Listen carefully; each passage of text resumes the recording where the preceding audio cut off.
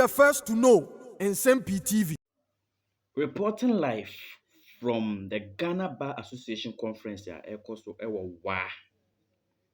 Na judge a Abronye case no ɔruleeɛ with the reasons of from the book of Animal Farm, quoting from a dictator, a military dictator, Idi Amin ne Mugabe nom no. Over 1,200 lawyers wɔ ahyia mu hɔ. The Ghana Bar Association president.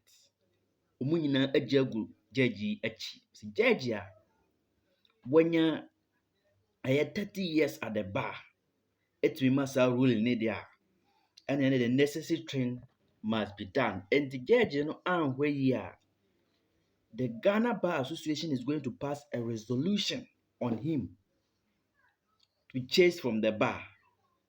Now, appointment ya Mahama de bɛma no to the High Court no, it has to be nullified. And someone wɔn de ato dwa no, afei wɔn san so bɔ so on this token removal process.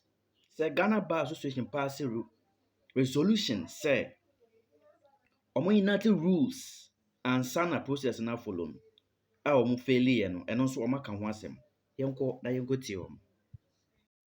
In our constitutional dispensation, more than 30 years after the return to constitutional rule, will rely on the quote of Idi Amin Dada, the former military dictator of Uganda, and the philosophy underpinning George Orwell's book, Animal Kingdom, to arrive at a decision. Colleagues, I do not speak in a vacuum. I speak about the recent ruling be experienced as result. Now to talk about free speech and political insults. One cannot deny that the discourse in public life, especially across new media, leaves much to be desired. We don't need to insult each other to make our point. However, there is a growing concern that in the bid to curb this growing menace, the very foundations of our constitution are being undermined. This should never be used to cower the populace into silence. The phrase, "I may not agree with you, but will defend your right to say it," attributed to the French philosopher Voltaire, should be our creed. We cannot, as a nation, go back to the culture of silence. As was said by Admiral Nelson at the Battle of Trafalgar, he said, "England expects every man, and I add women, to do his or her duty, and so does Ghana." It beggars belief that a judge in a constitutional dispensation more than 30 years after the return to constitutional rule will rely on the quote of Idi Amin Dada, the former military dictator of Uganda, and the philosophy underpinning George Orwell's book, Animal Kingdom, to arrive at a decision. Colleagues, I do not speak in a vacuum. I speak about the recent ruling given in a case in the Circuit Court, Accra, a ruling which would have been roundly condemned by a cross-section of Ghanaians, and it is so being done. Indeed, we have a lot of work to do, and we must constantly remain vigilant if we want to remain a constitutionally democratized country. Our country's democracy cannot be based on warped philosophy and the totalitarianism preached in the book Animal Kingdom, Animal Farm. Our 92 Constitution is based on equality before the law, and that should be our creed. The Latin is omnis ante legum oris sumus, which means we are all equal before the law. As I close to the end of this address, Respectfully, two urgent national issues are worthy of mention. Let's engage frequently as judges. Let me start with a reflection of our journey, the noble profession we subscribe to. Reminders abound that our profession is closely tied to that of a clergy, a truth reflected in our court attire. On the day of our enrollment, each of us undertakes a solemn obligation to uphold the Legal Professional Act and, by extension, its rules, the Legal Professional Conduct and Etiquette Rules, 2020, LI 2423. Too often, this is hurriedly given, as the prospective lawyers are in a joyous haste to flaunt their new status as fully fledged lawyers. Yet the weight of this undertaking must not be lost on us. It is the very foundation that prepares us for our role in sustaining our democracy with utmost integrity and acting fairly.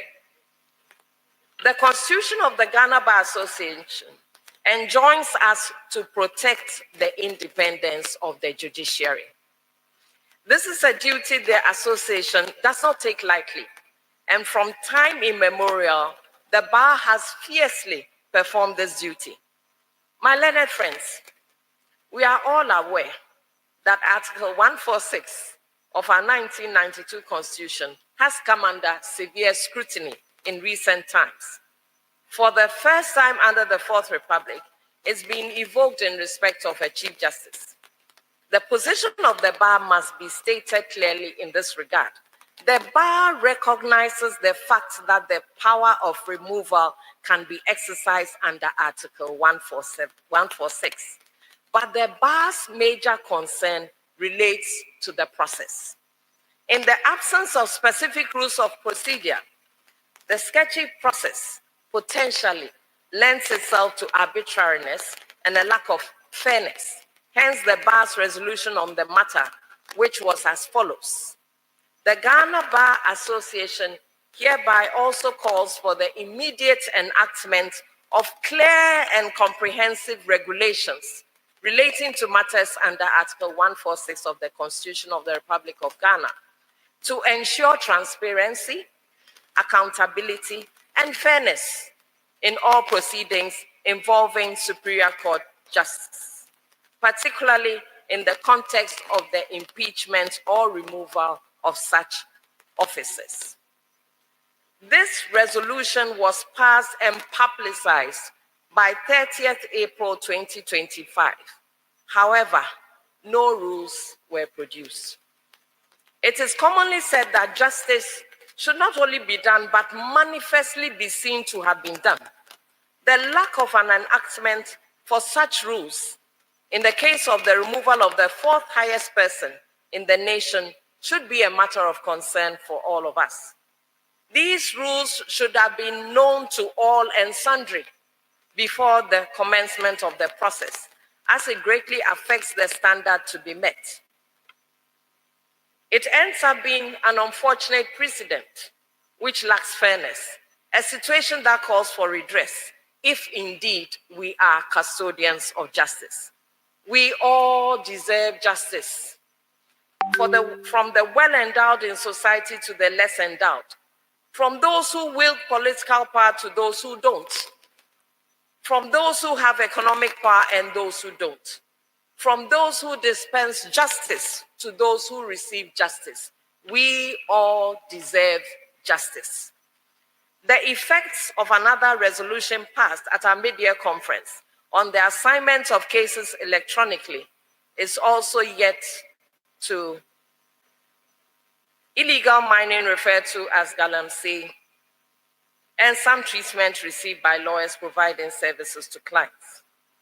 On illegal mining, my lady has addressed us on that. And I would add that we were informed by a recent media report that Ghana imports the highest number of excavators in West Africa and the second highest number in all of Africa. If indeed that is the case, one may ask, what thriving business in Ghana requires the importation of such huge numbers of excavators? If entrenched interests hide behind status and privilege, then we as lawyers have a moral duty to strip away the impunity that shields them. The rivers of Ghana cannot speak. The forests cannot do likewise. But we as custodians of justice must raise our voices on their behalf. Finally, on affirmative action. To end on this note is to remind one of the strides taken by our women in the professional space since the passing of the Affirmative Action Gender Equity Act 2024, Act 1121. Some of our male counterparts argue, half in jest, that the women are now dominating law faculties, Ghana School of Law, Attorney General's Department, and are on the brink of doing so on the bench. And perhaps it is about time that we show them what can be done to regain their position. The good news is that this situation is the new normal. Since September 11, 2024, a number of key institutions in Ghana have come under the leadership of women, such as the Ghana Prison Service. Ivory Coast took a cue and have elected their first female bar president. Currently, there are at least 3 female bar presidents in Africa, and I am in good company. We have stolen a first on our counterparts in Nigeria, as they are yet to elect a female as their bar president. On the international scene, we take pride in our very own Mrs. Barbara Mills, the first Black woman to serve as the chair of the Bar Council of England and Wales, which was formed in 1894. Mrs. Barbara Mills hails from Ghana. And when I met her recently, she spoke fluent Ga. So that is what we have. Before I take my bow, let me once again thank our dignitaries for gracing this conference with their presence. To our revered traditional rulers led by the Wana, we are most grateful. To all participants, we say thank you. Above all, we give thanks to the Almighty God, whose hand has brought us thus far. God bless us all. God bless the Ghana Bar Association. God bless our homeland, Ghana, and make our nation great and strong. I thank you. Just about 10 months since we assumed office, and if members of the Bar Council, which includes the executive, were to grant individual interviews in respect of the said period, I'm pretty sure that the common thread would be the use of the adjectives interesting, exciting, unexpected, and challenging. Indeed, God moves in mysterious ways his wonders to perform. As leaders of the bar, we have learned to stick together, laugh at ourselves, even amid stressful situations, and genuinely practice what real family members do, chastise in love and forge ahead in unison, cherishing what each person brings to the table. At our last conference in Kumasi on September 11, 2024, the bar in its wisdom spoke decisively, entrusting us with this sacred mandate, a responsibility we voluntarily signed up for. Our greatest strength has been the unflinching support of our colleagues, and above all, the abiding faithfulness of the Lord. To members, we are most grateful. To the Almighty God, we ascribe all the glory and praise for bringing us thus far. To our dignitaries, you deserve our heartiest thanks. Our records indicate that Mr. President, for the very first time, we shall await the day when his schedule will permit him to be with us. His Lordship Justice Paul Kojo Bafoboni, the acting Chief Justice, is represented by Her Ladyship Justice Hafisata Maliboba, you are welcome. The Attorney General, Honorable Dominic Ayeni, Ministers of State, traditional rulers, most notably the Wana and his entourage, and heads of various institutions. Your presence here has truly set the tone for this conference, and for that, we are grateful. The year is historic. For the first time in its 149-year history, the Ghana Bar Association is convening in the beautiful, peaceful, and historic Upper West region.